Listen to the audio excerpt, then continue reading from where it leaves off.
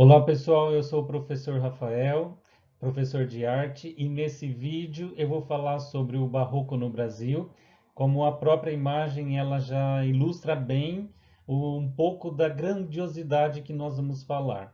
É sobre um estilo, ou se não o mais expressivo no Brasil, um dos mais importantes, e que ele se desenvolveu no século XVIII e início do século XIX, após o término do Barroco europeu.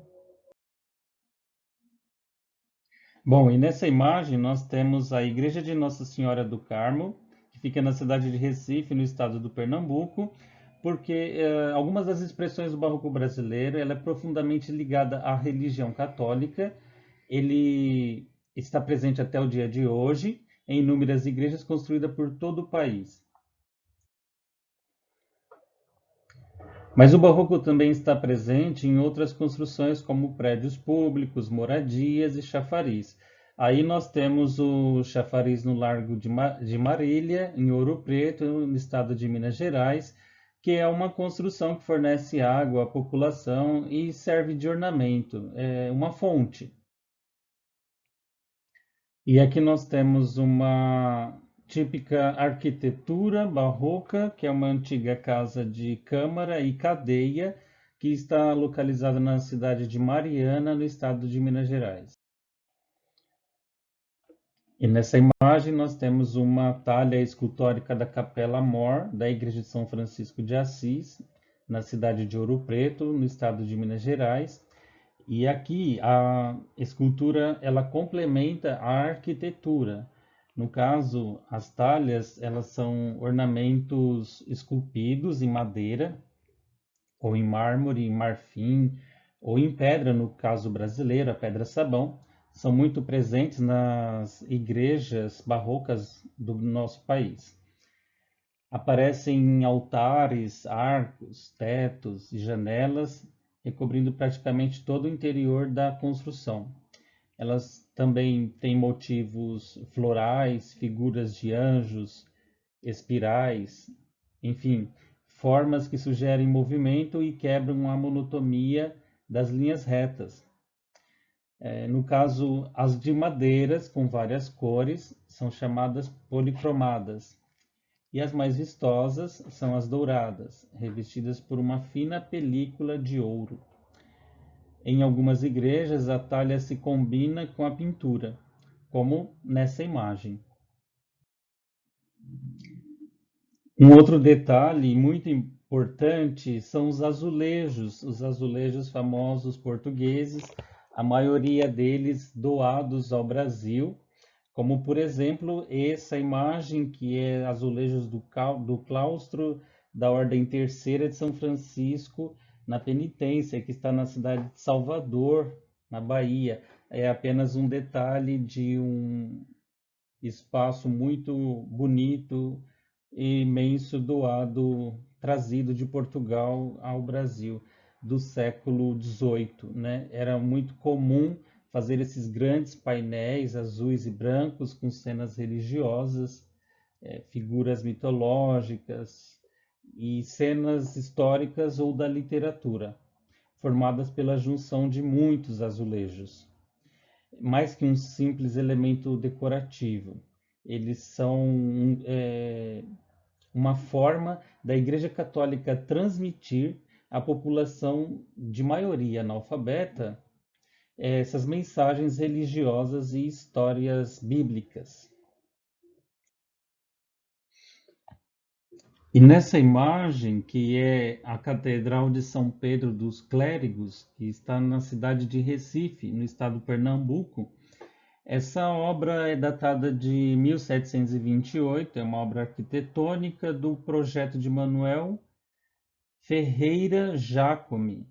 E essa igreja ela foi concluída, né, por volta do ano de 1782.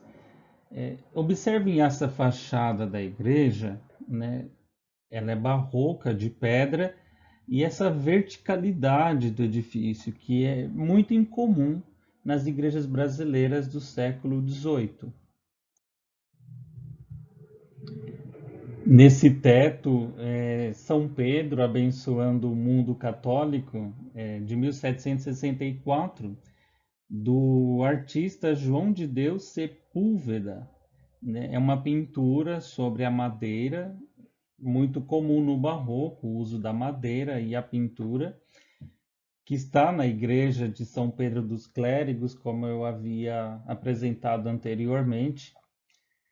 Observa a impressão, né, dada pela pintura de que nele existem arcos e colunas, né? É uma figura geométrica de 8 lados e não um retângulo, a forma mais comum dos tetos das igrejas católicas da época. E nesta imagem é uma das fachadas da igreja de São Francisco na cidade de Salvador, não a da Ordem Terceira, que é a mais esplendorosa, mas ela forma o conjunto arquitetônico barroco mais conhecido da cidade. Nesse frontão da igreja estão os aspectos mais significativos do barroco. As linhas curvas, lembrando as linhas curvas dos elementos da natureza, né, como plantas e conchas. Já nessa fachada, que é a da Ordem Terceira, a mais esplendorosa, a mais visitada, mais conhecida também, ela recebe esse nome porque é uma ordem religiosa formada por leigos, né? São pessoas que, embora não ordenadas sacerdotes, vivem em comunidade, seguem as regras de uma ordem religiosa ou de um convento.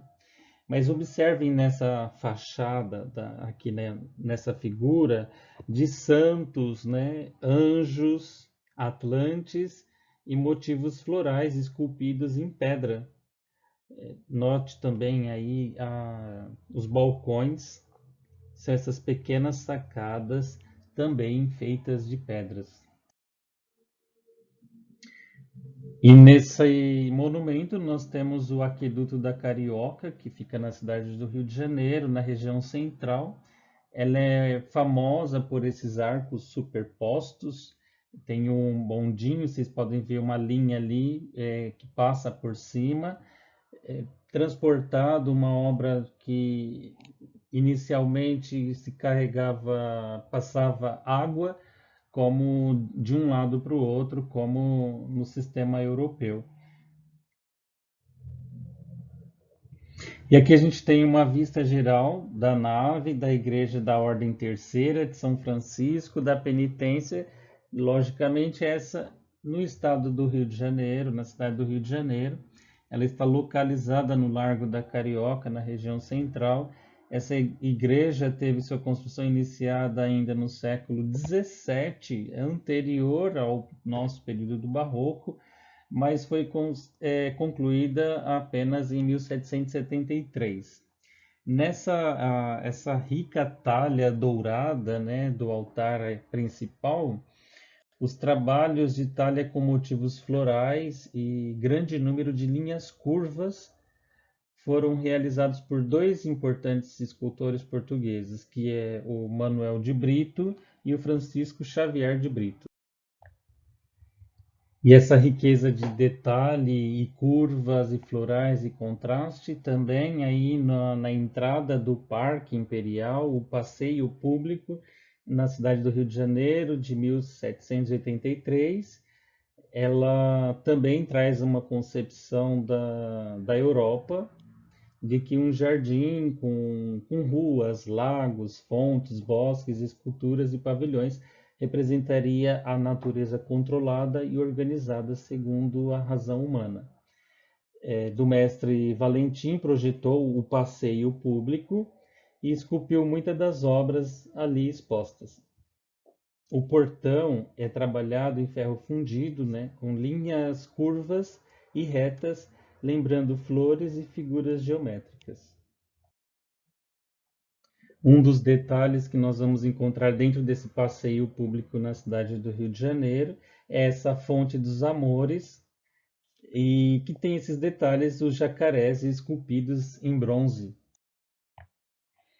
E agora chegando um pouco no estado de São Paulo, particularmente na cidade de São Paulo, aí nessa imagem temos a igreja e o convento de Nossa Senhora da Luz, datada do século XVIII, atualmente funcionando como Museu de Arte Sacra, e também o convento das Freiras Enclausuradas.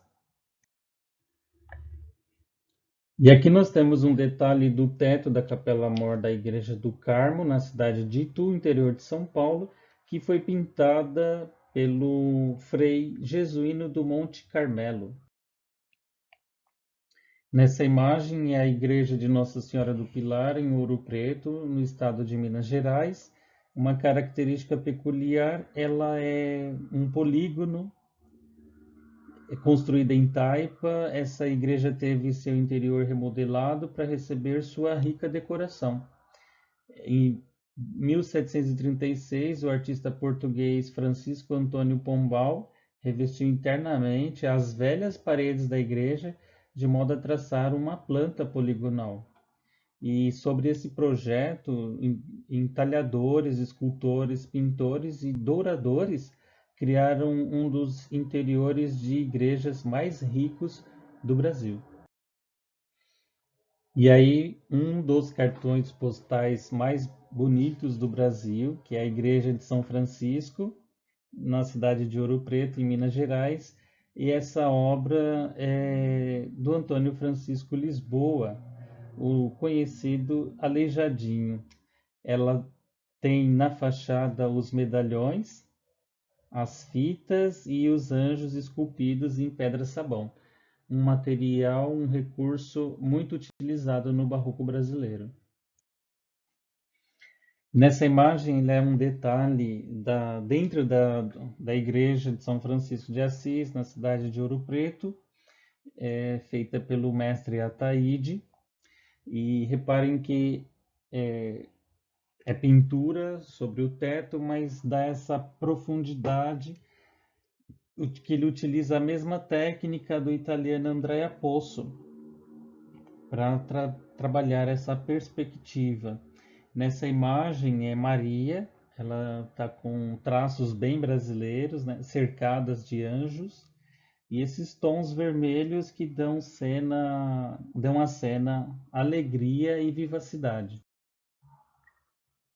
Nessa imagem é o Santuário do Bom Jesus de Matozinhos, que fica na cidade de Congonhas do Campo, no estado de Minas Gerais. A famosa igreja com as esculturas dos 12 profetas do Aleijadinho, que são Isaías, Jeremias, Baruque, Ezequiel, Daniel, Oséias, Jonas, Joel, Abdias, Abacuque, Amós e Naum, todos feitos também da pedra-sabão, que possibilita essa riqueza de detalhes.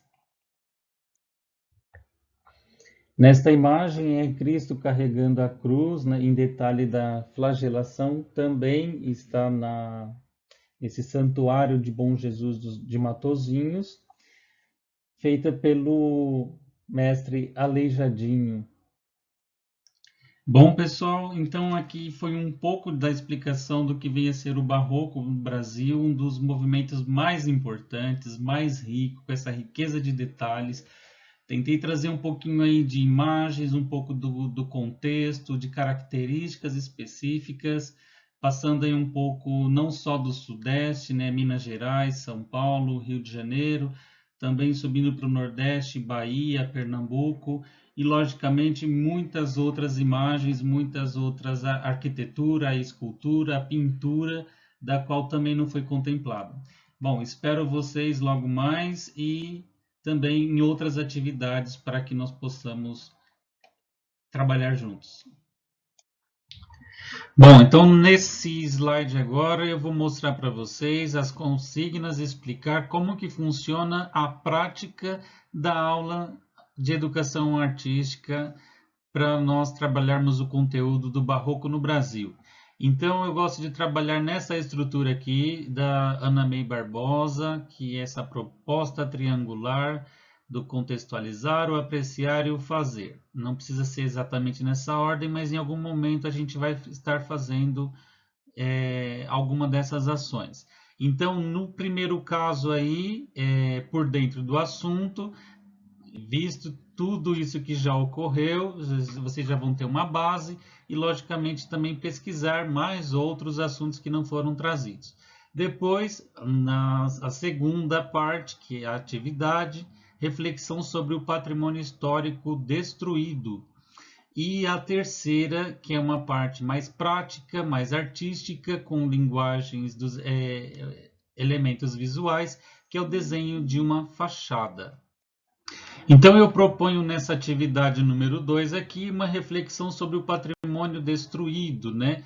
Eu tenho aqui uma imagem de uma arquitetura colonial, onde ela está precisando de uma bela de uma reforma para poder incentivar. O passo A, pesquise no dicionário online o significado dos termos incúria, vandalismo e depredação. Depois, B, que situações representam perigo para monumentos de valor histórico e cultural, como as obras do mestre Valentim, existentes no passeio público, que nós vimos lá na aula Passeio Público no Rio de Janeiro. De quem é a maior responsabilidade sobre danos nos patrimônios históricos? Da população, das autoridades, de ambos. Discuta com seus colegas e com o professor também. D. Quais são as possíveis soluções para proteger o patrimônio histórico brasileiro? Terceiro passo, terceira atividade é o desenho da fachada. Então eu tenho aqui 3 fachadas. Escolha uma igreja ou uma outra construção com características barrocas para desenhá-la. E você poderá fazê-la de 2 formas, baseando em uma outra imagem, como está aqui, uma fotografia de revista de turismo, uma imagem da internet, uma fachada reproduzida, etc.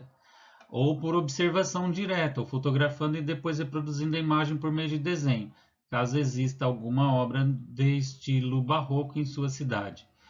Cria uma legenda, né, informando de onde que vem, qual que é o patrimônio, o nome, com o nome da construção, o seu nome como artista, a data que você fez e a técnica utilizada.